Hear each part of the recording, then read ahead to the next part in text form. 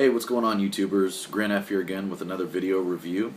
Just went and saw this tonight at the AMC Theater, and I gotta say, if you guys have not been to an AMC Theater, they have new seats that, with the push of a button, it reclines and you can put your seat up. It feels like you're sitting at home on a big recliner.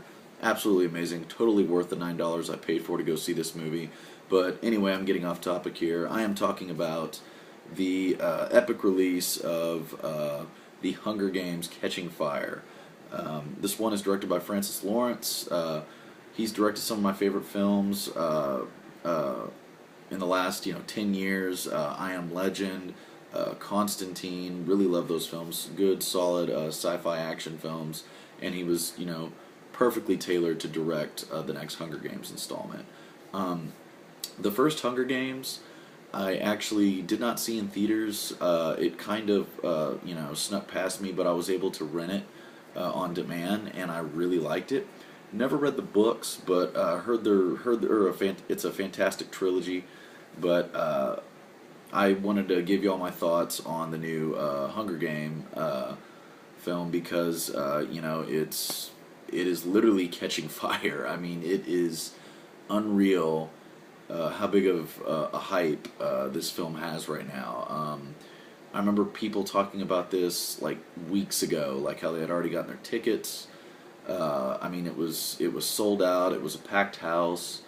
There were teenagers just like everywhere, running every which way at the movie theater. People camping out, waiting in line with like folding chairs. I mean, I don't get why people go apeshit over these films. I mean, they are great films. They're really, really good, given the source material that they're based on. But I mean, people are acting like it's Titanic or Avatar. Like I don't get why it gets so much publicity. But anyway, yeah, guys, I liked this film a lot better than the first one. The first one, I think Jennifer Lawrence was the saving grace to it. The rest of the film, I didn't really care for. Some of the other characters like PETA and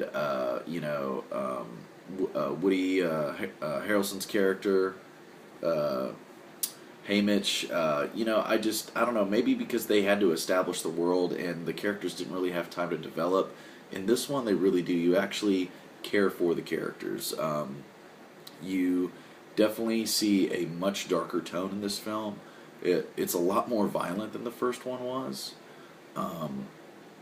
To get into the plot of Catching Fire, Katniss and PETA are doing they've returned home, and they are doing basically tours throughout the 12 districts to honor the fallen and to basically go and greet the masses and do whatever the capital tells them, because they're basically forced to do it. As Haymitch says, you're on this train for life. You don't go anywhere after you're a winner. Well, President Snow, played just awesomely by Donald Sutherland, is just a villainous presence. I mean, he is just such an asshole. Like, he wants nothing more but the people below him, the poor class, the working class, the people that are basically slaves to Pan Am, to just squash under his feet. Like, he just considers them pests, like just cattle. I mean, he is just evil. He decides to draw contestants, for the next reaping from the existing pool of the previous Hunger Game winners. So that forces PETA and, of course, Katniss Everdeen back into the games, and the games are completely changed up. They now have a new game master played by Philip Seymour Hoffman, and forgive me, I forget the character's name, but he was great. He definitely brought some unique flavor to the film, definitely brought some acting presence to it. that the first film I thought kind of lacked. Really, I thought Jennifer Lawrence was the only good thing about the first film, but this one, the actors definitely stepped up and did gave better performances. Um, the When you get to the actual event, the actual Hunger Games event, it's like in the tropics. It has a lot to do with beaches and water, and it's a totally different environment.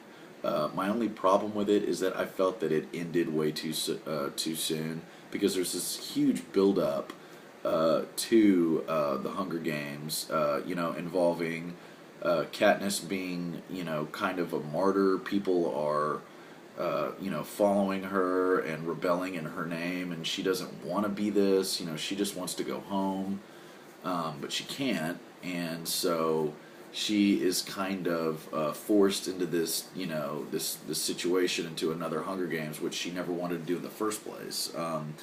There's scenes where, this almost could allude to, like, soldiers, coming back from the Middle East or coming back from Iraq, suffering from PTSD. She has nightmares from the Hunger Games.